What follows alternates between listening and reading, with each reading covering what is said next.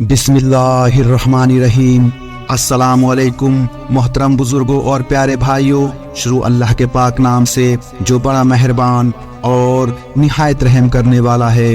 سبحان اللہ، الحمدللہ، لا الہ الا اللہ، اللہ اکبر کا ورد رکھنے کے فضائل۔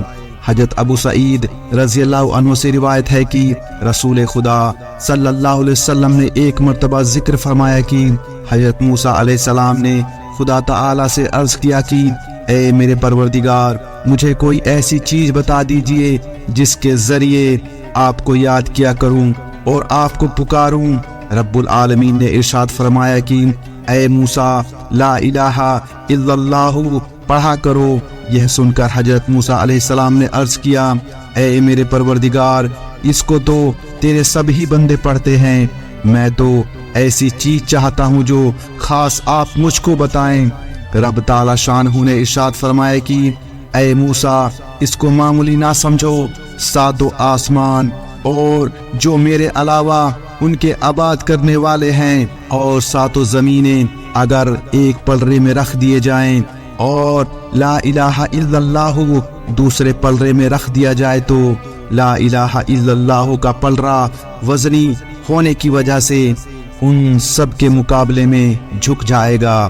حضرت ابن مسعود رضی اللہ عنہ سے روایت ہے کہ حضور اقدس صلی اللہ علیہ وسلم نے ارشاد فرمایا ہے کہ جس رات مجھ کو سیر کرائی گئی یعنی معراج کی رات میں حضرت ابراہیم علیہ السلام سے ملا تو انہوں نے مجھ سے فرمایا کہ اے محمد، اپنی امت کو میرا سلام کہہ دیجئے گا۔ حضرت ابراہیم کے سلام کا جواب دینا چاہیے اور ان کو بتلا دیجئے کہ جنت کی اچھی مٹی ہے اور میٹھا پانی ہے اور یہ چٹین میدان ہے اور اس کے پودے یہ ہیں سبحان اللہ والحمدللہ ولا الہ الا اللہ واللہ اکبر۔ مطلب یہ ہے کہ جنت میں اگرچہ درخت بھی ہے، پھل اور میوے بھی ہیں، مگر ان کے لیے چٹین میدان ہی ہے جو نیک عمل سے خالی ہے۔ جنت کی ایسی مثال ہے جیسے کوئی زمین کھیتی کے لائق ہو، اس کی مٹی اچھی ہو، اس کے پاس بہترین میٹھا پانی ہو اور جب اس کو بو دی جائے تو اس کی مٹی میں اپنی صلاحیت اور بہترین پانی سینچاؤ کی وجہ سے اچھے درخت اور بہترین گلے پیدا ہو جائیں۔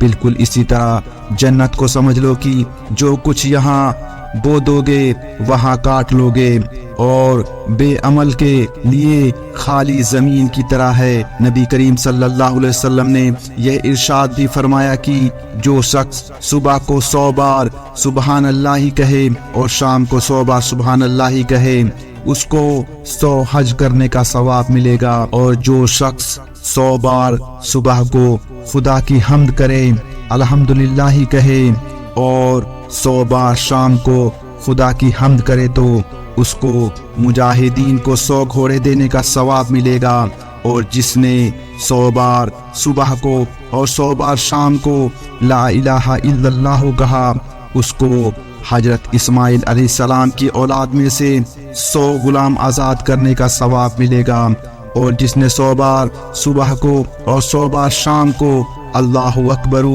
کہا تو اس دن کوئی دوسرا شخص اس کے برابر عمل کرنے والا نہ ہوگا سوائے اس شخص کے جس نے اس کے برابر یا اس سے زیادہ یہ ذکر کیے ہوئے کلمات کہے ہوں۔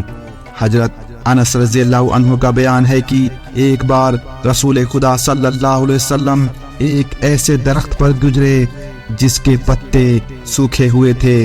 آپ نے اس میں لاٹھی ماری جس کی وجہ سے پتے جھڑ گئے۔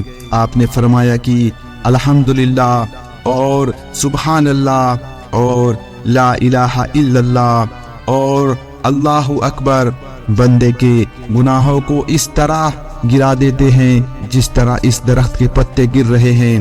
حضرت جابر رضی اللہ عنہ کی حضور صلی اللہ علیہ وسلم سے روایت ہے کہ سرور عالم نے ارشاد فرمایا کہ سب ذکروں سے افضل ذکر لا الہ الا اللہ ہے اور سب دعاؤں سے افضل دعا الحمدللہ ہے۔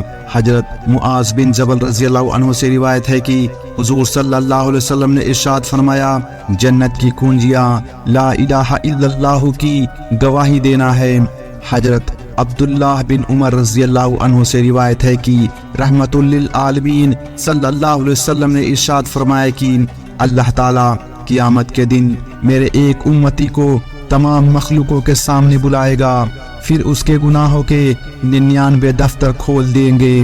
ہر دفتر اتنی دور تک پھیلا ہوگا جتنی دور تک نظر پہنچتی ہوگی۔ پھر اللہ تعالیٰ اس سے فرمائیں گے کہ کیا ان لکھے ہوئے اعمال میں سے تو کسی چیز کا انکار کرتا ہے؟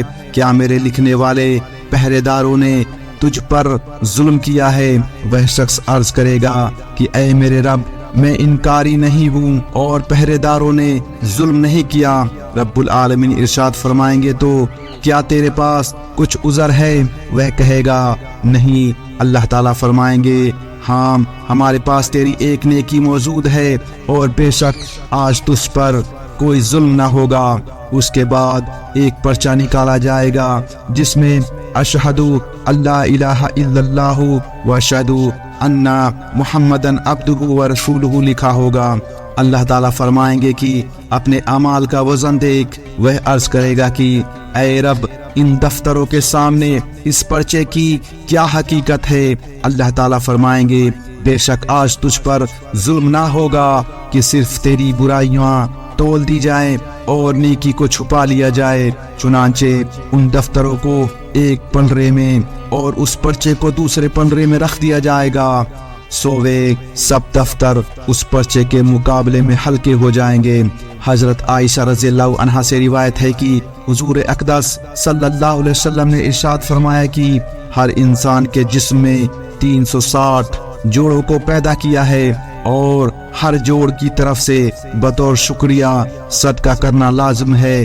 پس جس نے اللہ اکبر کہا اور الحمدللہ کہا اور لا الہ الا اللہ کہا اور سبحان اللہ کہا اور استغفر اللہ کہا اور کوئی پتھر یا کانٹا یا ہڈی لوگوں کے راستے سے ہٹائی یا بھلائی کا حکم کر دیا یا برائی سے کسی کو روک دیا اور ان میں سب یا تھوڑا ملا کر یا ایک ہی کی تعداد 360 ہو گئی، وہ اس دن اس حال میں چلتا پھرتا ہوگا کہ اس نے اپنی جان کو دوزخ سے بچا لیا۔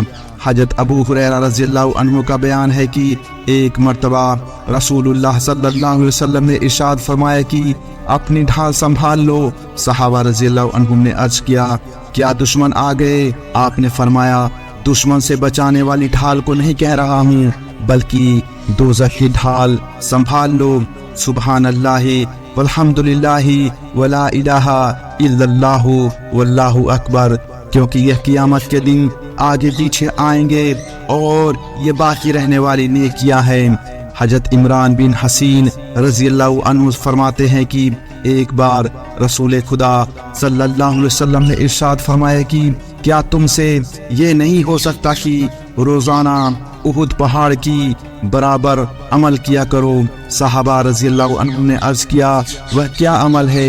فرمایا سبحان اللہ احد سے بڑا ہے اور الحمدللہ احد سے بڑا ہے اور لا الہ الا اللہ احد سے بڑا ہے اور اللہ اکبر احد سے بڑا ہے۔ حضرت ابو سعید اور حضرت ابو ہریرہ رضی اللہ عنہما کا بیان ہے کہ رسول خدا صلی اللہ علیہ وسلم نے ارشاد فرمایا کہ خدا تعالی نے سارے کلام سے 4 کلمے چھانٹے، سبحان اللہ والحمدللہ لا الہ الا اللہ اللہ اکبر۔ جس نے سبحان اللہ کہا اس کے لیے 20 نیکیاں لکھ دی جائیں گی اور اس کے 20 گناہ معاف کر دیے جائیں گے، اور جس نے ایک مرتبہ اللہ اکبر کہا تو اس کا ثواب بھی یہی ہے، اور جس نے ایک مرتبہ لا الہ الا اللہ کہا تو بھی یہی ثواب ہے، اور جس نے اپنے دل سے الحمدللہ رب العالمین کہا اس کے لیے 30 نیکیاں لکھ دی جائیں گی اور اس کے 30 گناہ معاف کر دیے جائیں گے۔ ایک حدیث میں ہے کہ سرور عالم صلی اللہ علیہ وسلم نے حضرات صحابہ کرام رضی اللہ عنہم سے ارشاد فرمایا کہ اپنا ایمان تازہ کیا کرو۔ صحابہ رضی اللہ عنہم نے سوال کیا کہ ہم اپنے ایمان کیسے تازہ کریں؟ آپ نے فرمایا کہ کثرت سے لا الہ الا اللہ پڑھا کرو۔ اللہ تعالیٰ سے دعا ہے کہ وہ ہمیں بھی اس پر عمل کرنے کی توفیق عطا فرمائے، آمین۔ پیارے دوستو، آج کے لیے بس اتنا ہی۔ ہم امید کرتے ہیں کہ آپ کو آج کا یہ ویڈیو پسند آیا ہوگا۔ اس ویڈیو کو لائک، شیئر اور ایسے ہی ویڈیوز دیکھنے کے لیے چینل کو سبسکرائب کریں۔ ہم ملتے ہیں آپ کو اگلی ویڈیو میں، تب تک کے لیے السلام علیکم ورحمۃ اللہ وبرکاتہ۔